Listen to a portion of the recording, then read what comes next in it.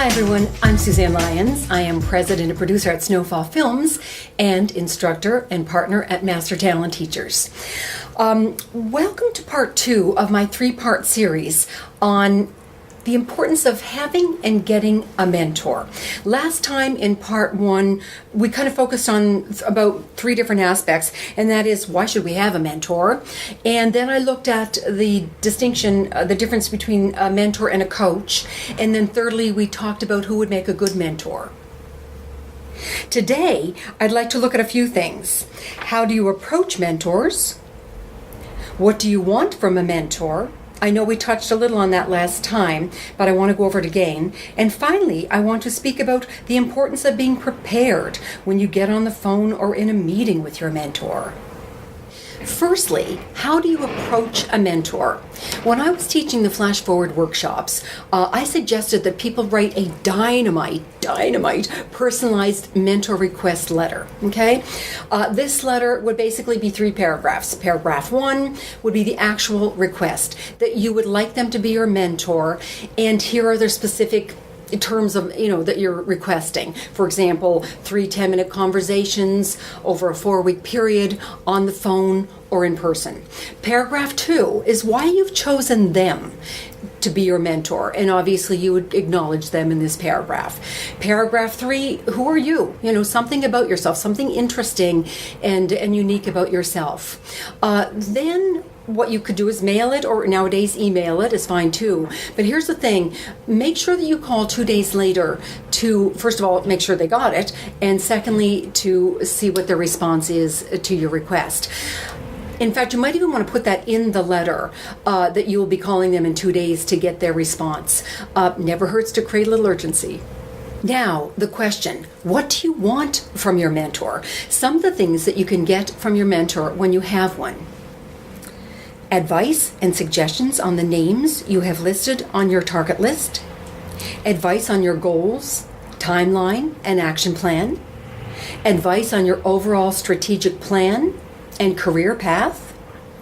You can practice your pitch of yourself and your projects and get feedback from them. Request guidance on areas where you may be stuck. Also, remember to find out about them. How did they get to where they are? What lessons did they learn? You have the opportunity here to create a powerful relationship. Remember, you're asking for their advice and their guidance. You're not asking them to watch your actor's reel. You're not asking them to read your screenplay. If they offer and they ask, that's fine. But please do not put them on the spot. Remember, you're asking for their wisdom, not their Rolodex. Now I want to touch on the final topic of part 2, and that is be prepared. I wish I could scream it louder. Be prepared. It is so important. So when you're finally on the phone, getting ready for your phone call or that meeting with your mentor, make sure that you are prepared. Make sure that you have your questions ready. Please don't have them generate the conversation. If it means getting on the phone in advance with a bunch of friends and doing some brainstorming to get the questions ready, do that. Okay, the important thing is that you're generating the conversation the whole time. During my YouTube 10-tip series on getting a mentor, I had the pleasure of interviewing Kevin West, who is a wonderful actor and founder and president of Actors Network. And he feels actually as strongly as I do about this whole notion of being prepared. So here's a clip from that YouTube series. But I can't tell you how important it is to consider what do you really want, and always know what you want. Write it down. Make sure you have a list of questions. Write them down. Role play those questions with yourself at home before you get on the phone. Oh my God, that's great.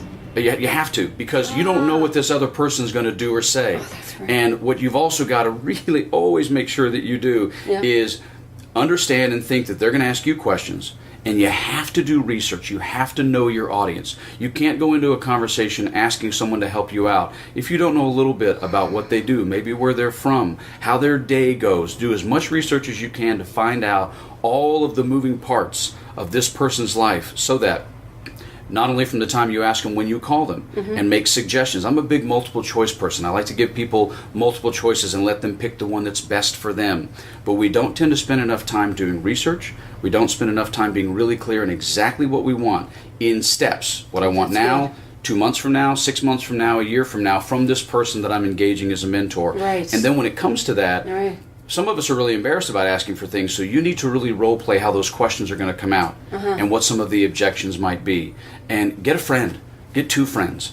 Do this at home with them as if you were on the phone with them, because the more you work through this and you have some of your friends fire things back at you that you weren't expecting, the better you're going to be in the process of initiating a mentorship and carrying through with it, because there's a really good chance that your desires and what you want and what you think you want from that mentorship may change over the course of time. But if you've at least considered some of that ahead of time, you'll be one step ahead of it before someone puts you in a position of kind of being lost for what it is they can do for you. So I'm really big on knowing your audience. I'm really big on that kind of preparedness and doing a lot of research on the person that you're approaching, because if you don't really know the right way to ask a question. And I say it all the time, it's not what you do in life, it's how you do it. It's not what you say, it's how you say it when we're not discussing math. And when you're discussing talking to a human being who could be a mentor one day, we're certainly not discussing math.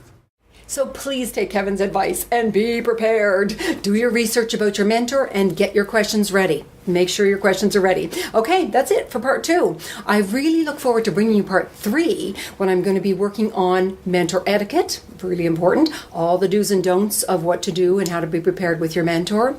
And that's it. In the meantime, I would just say work on your letter, get your questions ready, and I'll see you next time. This is Suzanne Lyons for MasterTalentTeachers.com. Thanks for joining me.